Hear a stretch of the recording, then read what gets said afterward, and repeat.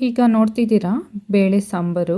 ನೋಡೋದಕ್ಕೆ ಎಷ್ಟು ಕಲರ್ಫುಲ್ಲಾಗಿ ಕಾಣ್ತಿದೆಯೋ ಅಷ್ಟೇ ರುಚಿಯಾದ ಒಂದು ಟೇಸ್ಟಿಯಾದ ಸಾಂಬಾರು ರೆಡಿ ಆಗಿದೆ. ಕಡಿಮೆ ಇಂಗ್ರೀಡಿಯೆಂಟ್ಸಿಂದ ತುಂಬ ಒಳ್ಳೆ ಟೇಸ್ಟಿ ಕೊಡುವಂತಹ ಒಂದು ಒಳ್ಳೆ ಸಾಂಬಾರು ಪ್ರಿಪೇರ್ ಮಾಡಬಹುದು. ಈಗ ಹೇಗೆ ಅಂತ ನೋಡೋಣ ಬನ್ನಿ. ಮೊದಲು ಒಂದು ಕುಕ್ಕರ್ಗೆ ಈ ಕಪ್ನಲ್ಲಿ 2 ಕಪ್ನಷ್ಟು ಅಂದರೆ ಒಂದು 100 ಗ್ರಾಮ್ನಷ್ಟು ತೊಗರಿಬೇಳೆನ ತೊಗೊಂಡಿದ್ದೀನಿ.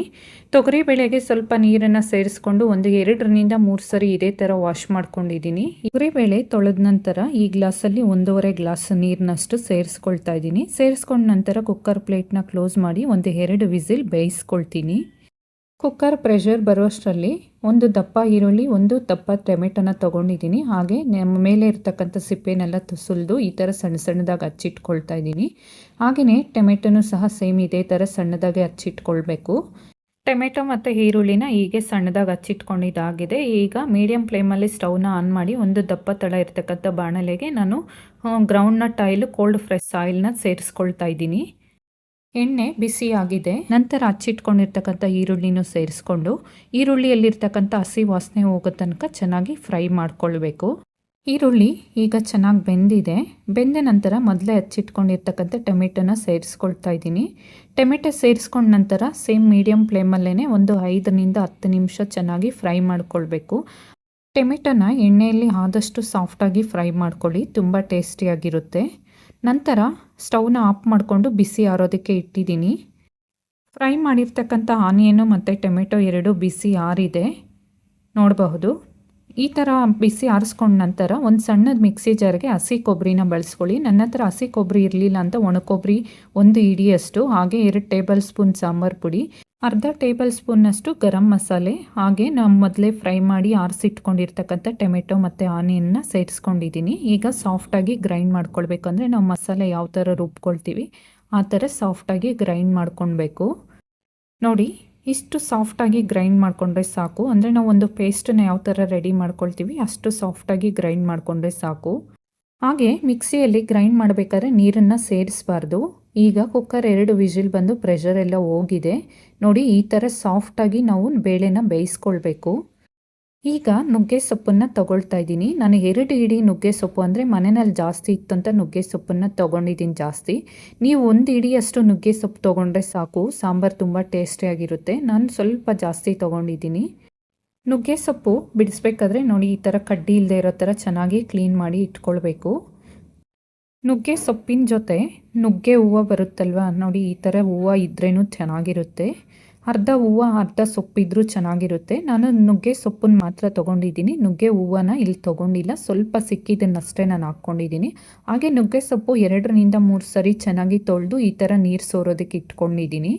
ಸ್ಟವ್ನ ಆನ್ ಮಾಡಿ ಮೀಡಿಯಂ ಫ್ಲೇಮಲ್ಲಿ ಇಟ್ಕೊಂಡು ಸ್ವಲ್ಪ ಅಡುಗೆ ಎಣ್ಣೆನ ಸೇರಿಸ್ಕೊಳ್ತಾ ಇದ್ದೀನಿ. ಅಡುಗೆ ಎಣ್ಣೆ ಸೇರಿಸ್ಕೊಂಡ ನಂತರ ಬಿಸಿ ಆಯಿತು. ಬಿಸಿ ಆದಮೇಲೆ ನಾವು ರುಬ್ಬಿಟ್ಕೊಂಡಿರ್ತಕ್ಕಂಥ ಮಸಾಲೆನ ಸೇರಿಸ್ಕೊಂಡು ಚೆನ್ನಾಗಿ ಮಿಕ್ಸ್ ಮಾಡ್ಕೊಳ್ಬೇಕು. ಮಸಾಲೆನ ಈ ಥರ ಒಗ್ಗರಣೆ ಮಾಡ್ಕೊಳ್ದೇನೆ ನಾವು ಬೇಯಿಸಿಟ್ಕೊಂಡಿರ್ತಕ್ಕಂಥ ತೊಗರಿಬೇಳೆ ಜೊತೆನೇ ಹಾಕಿ ಡೈರೆಕ್ಟಾಗಿ ಕುದಿಸ್ಕೊಳ್ಬಹುದು.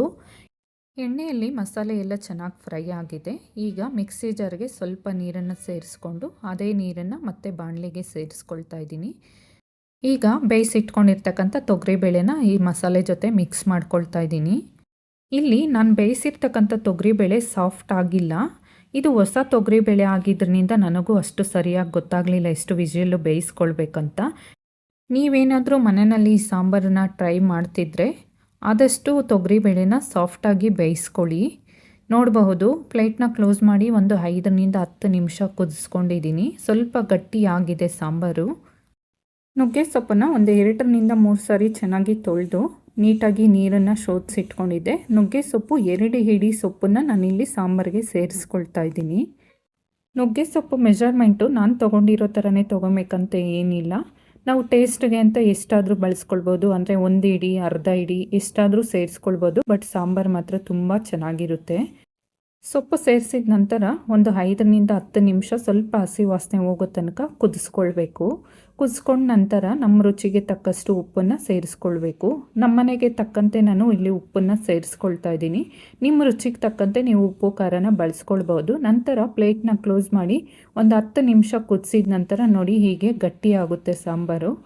ನಿಮಗೇನಾದರೂ ತುಂಬ ಗಟ್ಟಿ ಇದೆ ಸಾಂಬಾರು ಅಂತ ಅನಿಸಿದ್ರೆ ಸ್ವಲ್ಪ ನೀರನ್ನು ಸೇರಿಸ್ಕೊಂಡು ಮತ್ತೊಮ್ಮೆ ಕುದಿಸ್ಕೊಳ್ಬಹುದು. ನಾನು ಈ ಸಾಂಬಾರನ್ನ ಪ್ರಿಪೇರ್ ಮಾಡಿರೋದು ಮುದ್ದೆಗೋಸ್ಕರ. ಅದಕ್ಕೆ ನಾನು ಸ್ವಲ್ಪ ಗಟ್ಟಿಯಾಗಿ ಕುದಿಸ್ಕೊಂಡಿದ್ದೀನಿ. ನುಗ್ಗೆ ಸೊಪ್ಪನ್ನು ಸೇರಿಸಿದ ನಂತರ 5 ನಿಮಿಷ ಕುದಿಸ್ಬೇಕು, 10 ನಿಮಿಷ ಕುದಿಸ್ಬೇಕು ಅನ್ನೋದು ಇಂಪಾರ್ಟೆಂಟ್ ಅಲ್ಲ. ನುಗ್ಗೆ ಸೊಪ್ಪು ಚೆನ್ನಾಗಿ ಬೇಯೋ ತನಕ ಕುದಿಸ್ಕೊಂಡ್ರೆ ಸಾಕು. ಈಗ ನುಗ್ಗೆ ಸೊಪ್ಪು ಚೆನ್ನಾಗಿ ಬೆಂದಿದೆ. ನುಗ್ಗೆ ಸೊಪ್ಪು ಬೆಂದಿದೆ ಅಂದರೆ ನುಗ್ಗೆ ಸೊಪ್ಪು ಬೇಳೆ ಸಾಂಬಾರು ರೆಡಿ ಆಯಿತು ಅಂತ ಅರ್ಥ. ಈಗ ನೋಡಬಹುದು ರುಚಿಯಾದ ಕಲರ್ಫುಲ್ ಆದ ತುಂಬ ಟೇಸ್ಟಿಯಾದ ಸಾಂಬಾರು ರೆಡಿ ಆಗಿದೆ. ಈ ಸಾಂಬಾರ್ ರೆಸಿಪಿ ನಿಮ್ಗೆ ಇಷ್ಟ ಆಗಿದ್ರೆ ಪ್ಲೀಸ್ ಲೈಕ್ ಮಾಡಿ, ಶೇರ್ ಮಾಡಿ, ಕಮೆಂಟ್ ಮಾಡಿ, ಹಾಗೆ ಸಬ್ಸ್ಕ್ರೈಬ್ ಮಾಡೋದನ್ನು ಮರಿಬೇಡಿ. ನಾನು ನೆಕ್ಸ್ಟ್ ವಿಡಿಯೋ ಜೊತೆ ಸಿಗ್ತೀನಿ. Love you all. Bye friends.